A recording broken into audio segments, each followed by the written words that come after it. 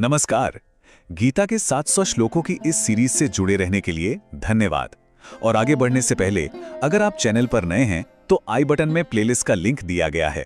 उस पर क्लिक करके आप पिछले सारे श्लोक देख सकते हैं और ये भी समझ सकते हैं कि वो हमारी लाइफ से कैसे जुड़े हुए हैं। अब चलिए अगले श्लोक के बारे में बात करते हैं। तो आज हम भगवद गीता के अध्याय 3 श्लोक 10 के एक बहुत ही गहरे सिद्धांत को समझने जा रहे हैं। ये कोई मामूली विचार नहीं है, बल्कि एक ऐसा ज्ञान है जो सीधा सृष्टि की नींव से, उसके फाउंडेशन से जुड़ा हुआ है। आज हम उस शाश्वत ज्ञान को खोलेंगे जो सिर्फ किसी पुरानी किताब का हिस्सा नहीं है, नहीं, बल्कि ये हमारे आज के जीवन को, हमारे हर एक काम को दिशा देता है। तो चलिए शुरू करते हैं पहले खंड से, सृष्टि का विधान। हम एक ऐसे नियम की बात करने जा रहे हैं जिसे सृष्टि की शुरुआत में ही सेट कर दिया गया था। आप इसे एक तरह का कॉस्मिक लॉ समझ सकते हैं। ये जो श्लोक आप स्क्रीन पर देख रहे हैं, ये वो मूल घोषणा है। इसे प्रजापति यानी सृष्टि के रचयिता ने कहा था और इसी एक श्लोक में हमारे अस्तित्व का, हमारी एग्जिस्टेंस का एक फंडामेंटल नियम छिपा है। सह्यज्ञाः प्रजा सृष्ट्वा पुरोवाच प्रजापति अनेन प्रसविष्य धूमेश वोस्त्विष्ट कामधुक।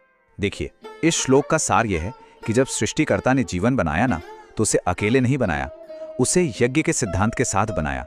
यज्ञ मतलब निस्वार्थ कर्तव्य। इसे एक तरह का कॉस्मिक कॉन्ट्रैक्ट समझिए जो हम सब पर, हर जीव पर लागू होता है। तो अब आते हैं दूसरे खंड पर, यज्ञ का चक्र। ये एक ब्रह्मांडीय समझौता है। ये घोषणा सिर्फ एक रूल नहीं थी, बल्कि इसने एक डायनामिक सेल्फ सस्टेनिंग साइकिल की शुरुआत की। आइए समझते हैं कि ये चक्र आखिर काम कैसे करता है। अच्छा, एक बात समझनी यहाँ बहुत जरूरी है। जब हम यज्ञ शब्द सुनते हैं ना, तो हमारे दिमाग में बस हवन और अग्नि की तस्वीर आती है। लेकिन गीता में इसका मतलब इससे कहीं ज्यादा बड़ा है। ये सिर्फ एक रिचुअल नहीं है, ये एक प्रिंसिपल है निस्वार्थ योगदान का। मतलब कोई भी ऐसा काम जो पूरे ब्रह्मांड को चलाने के इरादे से किया जाए, वही यज्ञ है। और ये चक्र कमाल का है। देखिए, प्रजापति ने हमें कर्तव्य यानी यज्ञ के साथ बनाया। अब हम अपने कर्मों से देवताओं का, या कह लें कि कॉस्मिक फोर्सेस का पोषण करते हैं और बदले में वो शक्तियां हमें फलने फूलने में मदद करती हैं, हमें समृद्धि देती हैं। तो ये देना और लेना एक कंटिन्यूअस लाइफ गिविंग साइकिल बन जाता है। हमारा तीसरा खंड है देवता और मनुष्य। तो इंसान और इन ब्रह्मांडीय शक्तियों, जिन्हें हम देवता कहते हैं, इनके बीच का ये रिश्ता आखिर है क्या? चलिए इसे थोड़ा और करीब से देखते हैं। गीता इसे ना किसी बड़ी शक्ति से भीख मांगने की तरह नहीं देखती, बल्कि इसे एक सिम्बायोटिक रिलेशनशिप के तौर पे देखती है, जहां दोनों ही पक्षों की अपनी अपनी एक बहुत जरूरी भूमिका है। मतलब ये एक तरफा पूजा पाठ नहीं, बल्कि आपसी निर्भरता की एक साझेदारी है, एक पार्टनरशिप है। हमारे जो निस्वार्थ कर्म हैं, वो इस पूरे प्राकृतिक व्यवस्था को बनाए रखते हैं और बदले में यही संतुलित व्यवस्था हमें वो सब कुछ देती है जिसकी हमें जरूरत है। सही समय पर बारिश, धूप, अच्छी फसलें, साफ हवा, पानी, सब कुछ। और अब आते हैं सबसे जरूरी सवाल पर, हमारा चौथा खंड, आपका कर्तव्य, आपका यज्ञ। यज्ञ की ये जो इतनी पुरानी बात है, ये हमारे आज के मॉडर्न जीवन में कैसे लागू होती है? और पता है, ये जो यज्ञ का आइडिया है, ये समय के साथ इवॉल्व हुआ है।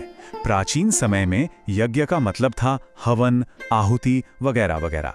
लेकिन आज हमारा यज्ञ क्या है? हमारा काम, हमारी जिम्मेदारियां, समाज में हमारा कंट्रीब्यूशन, यही सब हमारा मॉडर्न यज्ञ है। सोचिए, इसका मतलब कितना बड़ा हो गया है। जरा सोचकर देखिए, एक डॉक्टर जो बिना स्वार्थ के मरीजों की सेवा करता है, या एक टीचर जो अगली पीढ़ी को तैयार करता है, असल में वो सब यज्ञ ही तो कर रहे हैं। कोई भी काम अगर सही नीयत से दूसरों की भलाई के लिए किया जाए, तो वो इस कॉस्मिक साइकिल में एक पवित्र आहुति बन जाता है। और आखिर में हमारा पांचवा खंड, जीने का सही तरीका। असल में ये श्लोक हमें जिंदगी जीने का एक बहुत ही पावरफुल फ्रेमवर्क देता है। इसका जो कोर मैसेज है वो बहुत गहरा है। ये हमें खुद के बारे में सोचने से हटाकर एक सार्थक योगदान और सबकी समृद्धि वाले जीवन की तरफ ले जाता है। सीधी सी बात है, एक दूसरे का पोषण करके ही हम समृद्ध हो सकते हैं। ये हमारी सोच को पूरी तरह बदल देता है। मैं दुनिया से क्या ले सकता हूँ, इस सवाल की जगह ये हमें ये सोचने पर मजबूर करता है कि मैं इस दुनिया को क्या दे सकता हूँ। और जब हम इस समझ के साथ जीते हैं ना, तो हमारा हर काम इस ब्रह्मांड को चलाने में एक हिस्सेदारी बन जाता है। तो एक पल रुककर सोचिए, इस ब्रह्मांडीय अनुबंध में आपका यूनिक कंट्रीब्यूशन क्या है? आपका ऐसा कौन सा कर्म है जो सृष्टि के इस पहिए को घुमाने में मदद कर रहा है? वीडियो में जुड़े रहने के लिए धन्यवाद। प्लीज अगर वीडियो पसंद आती है तो लाइक और सब्सक्राइब करना ना भूलें। ऊपर वाला आप लोगों को सुखी रखे। धन्यवाद।